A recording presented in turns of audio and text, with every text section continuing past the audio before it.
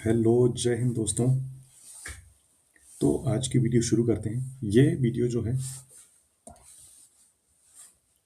Video part 3 है, जो हमारी सीरीज चल रही है, जिसमें हम लोग मोस्ट कंफ्यूजिंग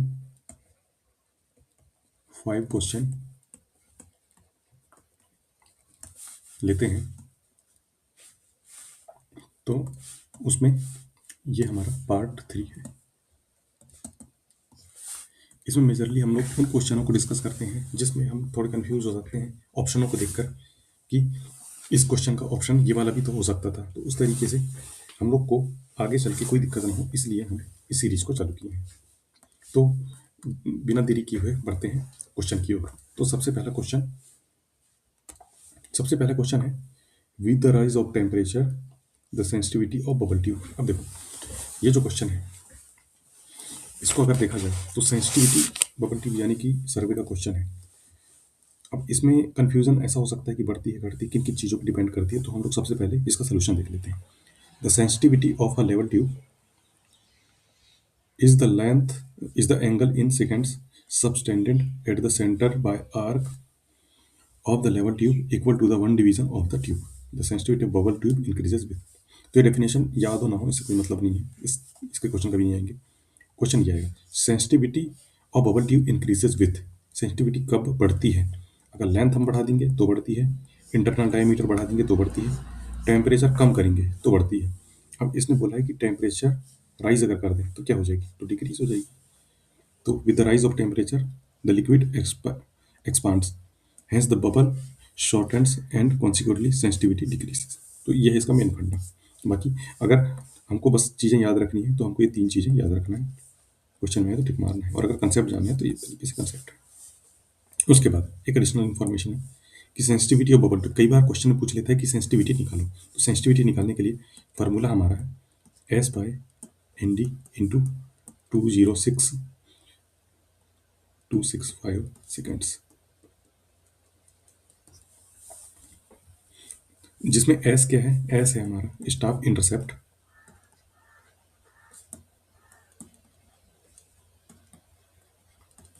एन क्या है? Number of division of bubble tube,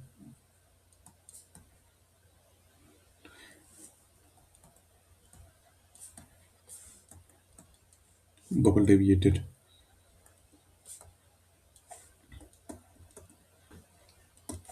और the distance between staff and student.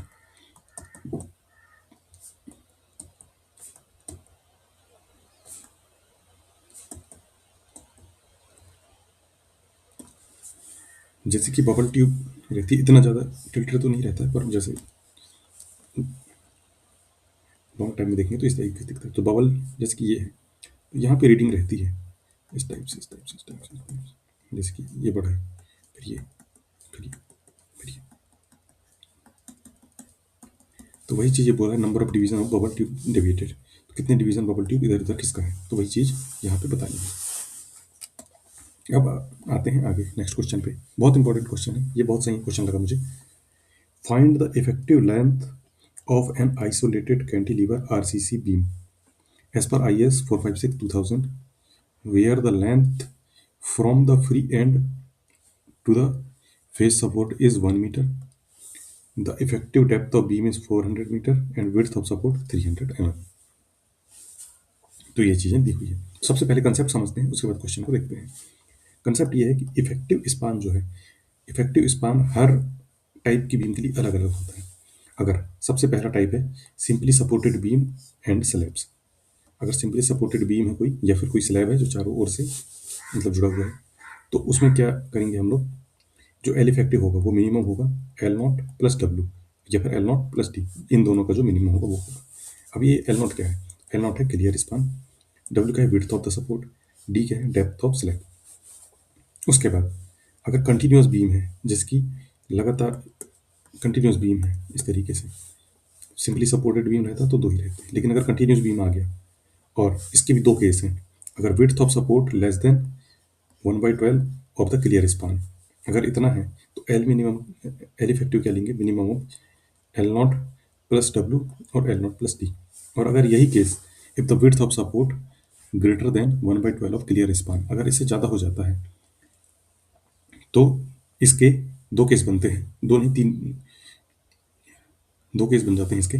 पहला केस है when one end is fixed and other end is continuous and both ends are continuous।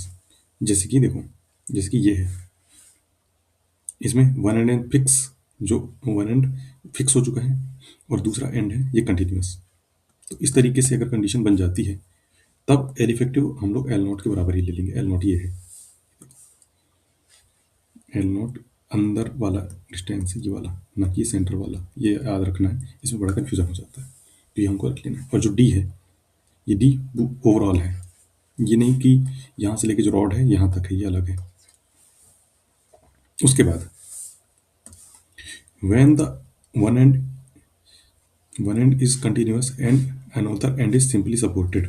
अगर एक and तो continuous है लेकिन दूसरा जो एंड है, अगर वो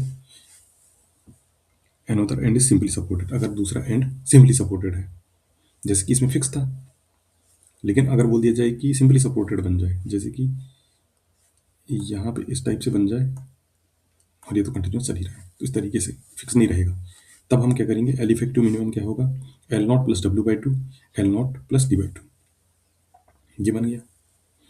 उसके बाद फिर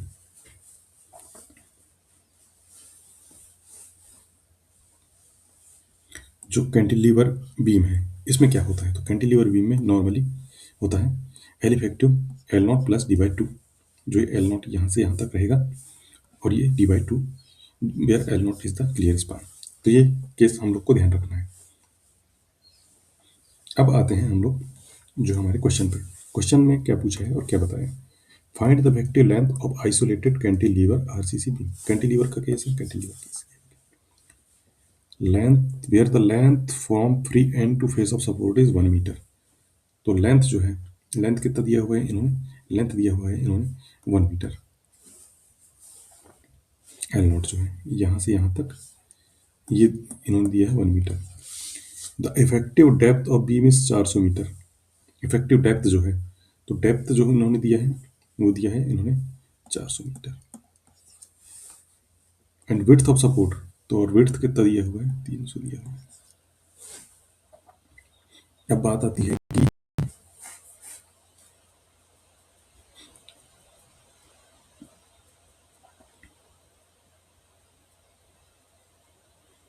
कि एक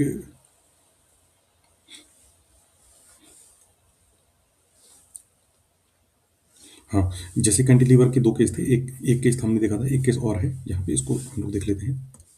तो कैंटिलीवर बीम का एक केस तो ये था कि नॉर्मली इस तरीके से है, और दूसरा केस ये है in front from the end of continuous beam, in form of the end of the continuous beam. अगर जैसे कि कंटिन्यूस बीम एक तो यहाँ पे खत्म हो गया कैंटिलीवर, लेकिन अगर और आगे ये बढ़ जाता तब इसका एल इफेक्टिव क्या होता है, एल इफेक्टिव होता है इसका एल नॉट प्लस W/2, है ना, ये डिस्कस कर लिया। अब इसमें क्या क्या दिया है ये हमने देख लिया कि एल नॉट की वैल्यू 1 मीटर दी हुई है, डी की वैल्यू 400 दिया हुआ है, डब्ल्यू की वैल्यू 300 दिया हुआ है। तो एल इफेक्टिव क्या होता है, जैसे कि नॉर्मल कैंटिलीवर बीम है तो इसमें एल नॉट प्लस D/2, तो 1 प्लस ये मीटर में दिया हुआ है, 400 mm में दिया हुआ है, तो जैसे कि 1 मीटर में ले रहे हैं तो इसको भी मीटर में हम लोग चेंज कर लेंगे और बाई 2 कर देंगे, तो 1.2 मीटर इसका आंसर हो जाएगा।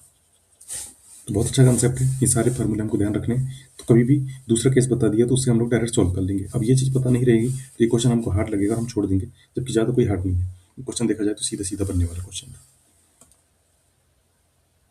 अब आ जाते हैं नेक्स्ट क्वेश्चन पे। ये रहा हमारा नेक्स्ट क्वेश्चन। तो नेक्स्ट क्वेश्चन को देख लेते हैं। Addition of detergent to liquid. अगर डिटर्जेंट हम पानी मिला देते हैं तो क्या होता है, तो सबसे पहले हम लोग सरफेस टेंशन को देख लेते हैं, फ्लूइड मैकेनिक्स का चैप्टर है। तो सरफेस टेंशन ऑफ लिक्विड ये क्या होता है, it is defined as a force per unit length in the plane of liquid surface at right angle to either side of imaginary line drawn on that surface. The SI unit of surface tension is Newton meter। तो important चीज इसमें क्या देखना है कि force per unit length जो होता है सरफेस टेंशन होता है और जो इसकी यूनिट है ये न्यूटन पर मीटर होती है। फोर्स की यूनिट वैसे न्यूटन और लेंथ की यूनिट मीटर, तो इस तरीके से यूनिट भी ठीक है।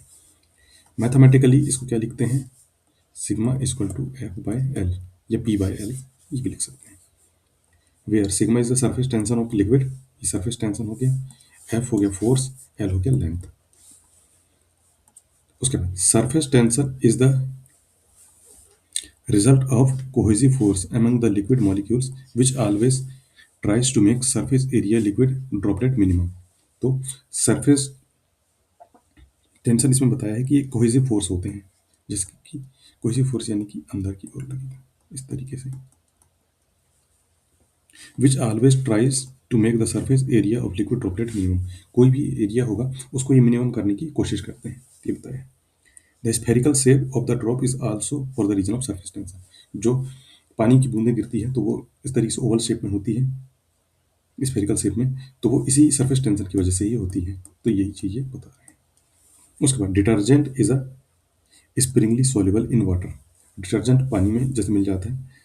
The surface tension decreases when detergent added to water. Surface tension decreases when detergent is added to water. अगर डिटर्जेंट को हम पानी मिलाएंगे तो सरफेस टेंशन उसको कम कर देगा, यानी कि उसमें अगर दूसरी चीज हम डालेंगे तो जल्दी टूट जाएगा। अब कुछ इंप्योरिटीज देख लेते हैं जो सरफेस टेंशन को बढ़ाते या घटाते हैं, क्योंकि इसमें कंफ्यूजन होता है। मेन फंडा हमारा तो ये है। तो सबसे पहला the highly soluble substance in water, तो ये क्या करेगा, सरफेस टेंशन को बढ़ाएगा, जैसे कि नमक, डेड सी वगैरह होते हैं। उसके बाद स्प्रिंगली सोलेबल सब्सटेंस, ये इसको कम कर देंगे। उसके बाद टेम्परेचर, जैसे हाई टेम्परेचर रहेगा तो सरफेस टेंशन कम हो जाएगा, लो टेम्परेचर हो जाएगा जैसे ठंड का टाइम हो जाएगा तो सरफेस टेंशन बढ़ जाएगा। अब जैसे क्वेश्चन में बोला है डिटर्जेंट से क्या होगा, तो डिटर्जेंट क्या करेगा, कम करेगा, तो लोअर तक। अब आगे आते हैं नेक्स्ट क्वेश्चन पे। Which of the given condition ensure in RC members due to proper bond between reinforcing steel and surrounding concrete. अब ये क्वेश्चन हम कई बार देखते हैं लेकिन कंफ्यूज हो जाते हैं कि भाई स्ट्रेस कंपेटिबिलिटी क्या होता है, फोर्स कंपेटिबिलिटी क्या होता है, स्ट्रेन कंपेटिबिलिटी क्या है, बेंडिंग कंपेटिबिलिटी क्या है। तो क्वेश्चन में क्या पूछा है इसको अच्छे से एक बार देख लेते हैं। Which given condition ensures RC members due to proper bond between reinforcing steel and surrounding concrete.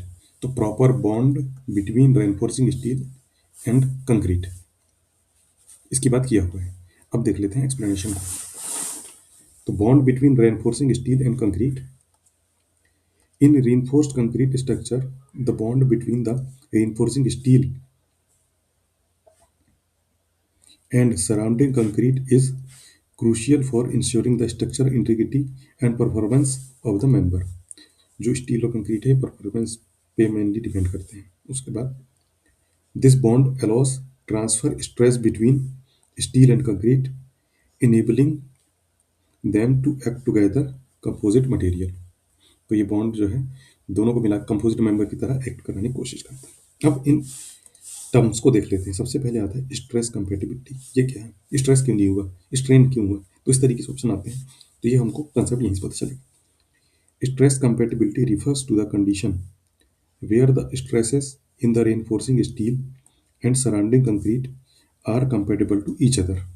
Compatible to each other, इसमें बोला कंपेटेबल टू ईच अदर है। This ensures that the material work together to resist applied load effectively। उसके बाद proper bond does not contribute stress transfer but does not directly define stress compatibility. अब proper bond जैसे कि stress compatibility है, ये बोल रहा है proper bond does contribute stress transfer. ये इन दोनों का बॉन्ड जो है स्ट्रेस ट्रांसफर को कंट्रीब्यूट तो करता है पर डायरेक्टली स्ट्रेस को डायरेक्टली डिफाइन नहीं करता है। अब इसमें प्रॉपर बॉन्ड तो बोला है लेकिन डायरेक्टली अगर ये करता तो ये स्ट्रेस हो जाता, लेकिन नहीं करता इसलिए नहीं होगा ये ऑप्शन। उसके बाद फोर्स कंपेटिबिलिटी क्या होता है, force compatibility involves equilibrium of force within the structure the bond helps transferring force between concrete and steel does not directly define the force compatibility. ठीक है। उसके बाद स्ट्रेन कंपेटिबिलिटी क्या होता है, strain compatibility is the condition where strain in the reinforcing steel and the surrounding concrete are same at any cross section of RC member. This ensures that both material deform together, maintaining structural integrity of the composite section। ये पता चल गया अपने को कि strain जो है ये क्या है कि साथ में मिला के रखता है, एक तरीके से साथ मिला के दोनों को काम कराता है, ये समझ लो। Proper bond between the steel and concrete ensure strain compatibility as it allow stress transfer effectively, resulting in uniform deformation। तो जैसा क्वेश्चन पूछा था उसी तरीके से यहाँ पे इन्होंने डेफिनेशन दे रखी है। इसको एक बार और पढ़ देते हैं तो और अच्छे से क्लियर हो जाएगा। Proper bond between the steel and concrete ensures strain compatibility as it allow the stress transfer effectively resuming in uniform deformation. तो यही चीज़ उन्होंने बोला है कि आरसी मेंबर कौन सी कंडीशन है, proper bond between reinforcing steel and surrounding concrete, जो साथ में काम करने के लिए हर चीज़ के लिए जिम्मेदार हो, तो वो होता है स्ट्रेन कंपेटिबिलिटी। ठीक है, उसका सही आंसर हो गया। उसके बाद बेंडिंग कंपेटिबिलिटी ये देख लेते हैं। Bending compatibility refers to the condition where bending movement are properly distributed resisted by RC member while proper bond adds in the overall performance under bonding. It does not directly define bending compatibility। ये तो ये जो bending है इसके लिए रहता है जिम्मेदार। तो ये चीज़ इन्होंने बताया। तो इस तरीके से इन सारी चीज़ों को समझ जाएंगे। अगर अगली बार अगर कोई क्वेश्चन आता है तो हम जैसे बेंडिंग कंपेटिबिलिटी से रिलेटेड आया तो बेंडिंग वाला लगा देंगे, फोर्स से आया तो फोर्स वाला लगा देंगे, स्ट्रेस से आया तो स्ट्रेस वाला लगा देंगे। अब आते हैं लास्ट क्वेश्चन पे। तो लास्ट क्वेश्चन ये है, the type of signal which the phase and cycle times are changed according to the traffic demand, उसको क्या बोलते हैं? ट्रैफिक इंड्यूस्ड सिग्नल बोलते हैं कि मैनुअली ऑपरेटेड सिग्नल बोलते हैं, पेडेस्ट्रियन सिग्नल बोलते हैं, फिक्स टाइप सिग्नल बोलते हैं, क्या बोलते हैं? तो इन सब की डेफिनेशन हम लोग देख लेते हैं। तो ट्रैफिक इंड्यूस्ड सिग्नल ये क्या होता है? This type of traffic signal adjust its phase and cycle time according with the live traffic condition. ये लाइव ट्रैफिक कंडीशन के हिसाब से एडजस्ट कर लेता है। वही चीज़ वैसे पूछा है तो इसका आंसर तो ये हो जाएगा। The objective is to optimize traffic flow, reducing wait times, congestion, primarily during the rush hours, unexpected heavy traffic, and scenario। तो ये सारी चीज़ बताया है कि रश ट्रैफिक से बचने के लिए ऑटोमेटिक ये जल्दी जल्दी ट्रैफिक फ्लो को खाली करा देता है। तो ये बहुत सही हम लोग को पड़ता है। उसके बाद they often use sensor, cameras, monitor and traffic adjust to signal timing accordingly. Signal time के हिसाब से कैमरा वगैरह लगे रहते हैं, सेंसर लगे रहते हैं, तो उस हिसाब से जल्दी काम कर जाते हैं। एक आता है manually operated signal. These are the traffic signals are operated manually by traffic controller, often seen in situation like construction zones, events that would distribute normal traffic flow. जैसे कहीं कंस्ट्रक्शन चल रहा है, कहीं कोई नेता आ गए, कोई कुछ आ गए, तो उस टाइम पे मैनुअली ऑपरेटेड सिस्टम चलते रहता है। Manual control allows to human directly respond to the function of traffic. ये चीज़ है। पेडेस्ट्रियन सिग्नल ये क्या होता है? These signals are design specially for pedestrian to cross road safely. जैसे हम सिग्नल पे खड़े होते हैं तो एक सिग्नल रेड सिग्नल आ जाता है, तो उस टाइम पे पेडेस्ट्रियन सिग्नल हमें मिल जाता है, तो हम लोग आर पार चले जाते हैं। तो वही चीज़ बताए पेडेस्ट्रियन सिग्नल बताते हैं। They usually display walk don't walk instruction, तो वही चीज़ बताता है। And their phase often changes the following activation pedestrian demand button. ये यहाँ पे नहीं होता, विदेशों में होता है कि पेडेस्ट्रियन डिमांड वो एक बटन रहता है, तो वहाँ पे एक सिग्नल जो है इस तरीके से बना रहता है, तो वो चालू हो जाता है, तो यहाँ से अपन क्रॉस कर सकते हैं। अब फिक्स टाइम सिग्नल ये क्या होता है? अब fix time signal operates pre determined schedule irrespective of traffic condition. कई बार हम लोग देखते हैं कि सिग्नल जैसे चालू हुआ, जैसे कि सिग्नल लगा हुआ है, अभी यहाँ रेड, अभी चालू हुआ। कई बार यहाँ टाइमिंग भी दी जाती है, तो वो टाइमिंग चलते रहता है कि 0 मिनट 59 सेकेंड, तो इस तरीके से हमको पता चल जाता है। लेकिन कई बार पता ही नहीं चलता है, बहुत टाइम तक रुके रह जाते हैं, तो वो ऑटोमेटिक सेट रहते हैं कि वो अपने टाइम पर ही फ्लो को जो है इधर उधर करेंगे। This method very simpler, can not adopted change traffic flow and thus create unnecessary delays during of peak hours, insufficient signal time during peak hours. तो इसमें क्या होता है कि कई बार जैसे कोई है भी नहीं तब भी सिग्नल चल ही रहा है, अगर ज़्यादा भीड़ आ गई तब तो जाम लग जाता है, लेकिन इस तरीके से बहुत सारी दिक्कतों का सामना करना पड़ जाता है। इसलिए ये सबसे बेस्ट ऑप्शन रहता है। इस तरीके से इन चीज़ों को हमने समझ लिया, तो इसका आंसर हो जाएगा ट्रैफिक इंड्यूस्ड सिग्नल।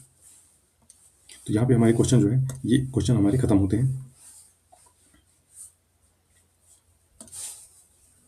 तो इस सीरीज में हम लोग इसी तरीके से जो भी हमारे कंफ्यूजिंग वाले क्वेश्चन हैं इनको हम लोग डिस्कस करते हैं, ताकि